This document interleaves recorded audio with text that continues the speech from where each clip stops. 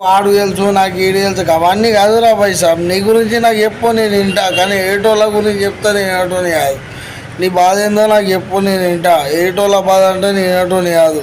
అర్థమైందా? నా అమ్మ మగ్బాల్ లెక్కలు చేసినావు అనుకో మంచిగా ఉండేదిరా బేట. నేను ముందే మెంటల్ నా కొడుకుని నుంచి వస్తారా పోయి నాకు అర్థం కాదు. నీ బాధ ఏందో నాకు చెప్పుకోవాలి, కానీ గాను మీకు బాధ నాకేందో చెప్పేది నువ్వు.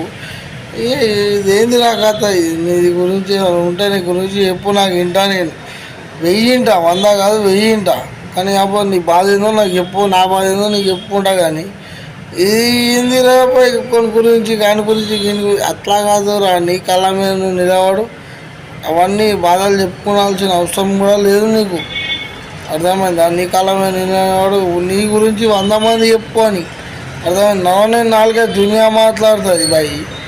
అవసరం ఉన్నప్పుడు ఎవరు, ఆపద ఉన్నప్పుడు ఎవరు రాడు. గుర్తుపెట్టుకో. నీ కాళ్ళ మీద నువ్వు నిలబడు.